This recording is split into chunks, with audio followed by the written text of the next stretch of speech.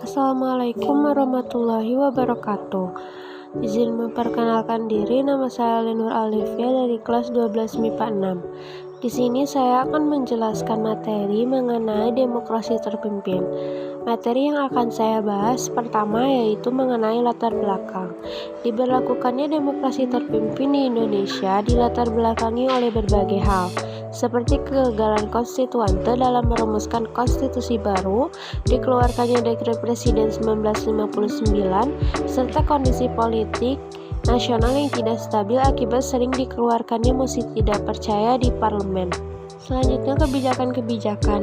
Pertama, Manifesto Politik Ustek dijadikan sebagai GBHN. Kedua, pembentukan MPRS.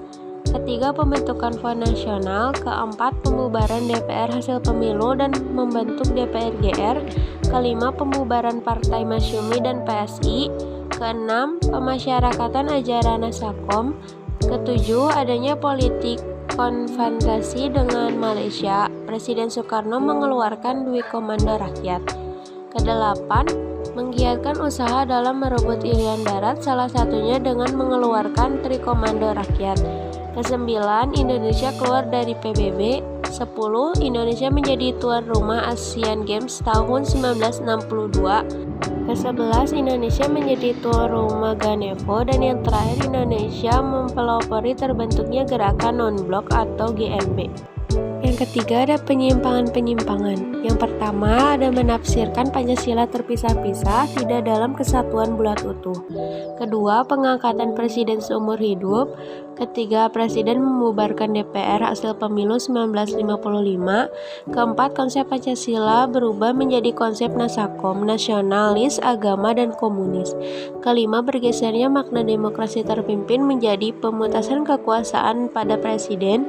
Keenam, pelaksanaan politik luar negeri bebas aktif yang cenderung memihak komunis.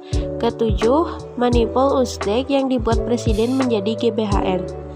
Yang terakhir yaitu berakhirnya demokrasi terpimpin. Pada tanggal 30 September hingga 1 Oktober dini hari terjadi penculikan dan pembunuhan perwira angkatan darat, termasuk 7 jenderal. Kabar dari gerakan 30 September 1965 ini menyebar pada tanggal 1 Oktober dan membuat kericuhan dan kepanikan di masyarakat. Peristiwa G30 September 1965 atau kita sering menyebutnya dengan peristiwa G30 SPKI ini mengubah keadaan politik Indonesia dan menandai berakhirnya demokrasi terpimpin di Indonesia.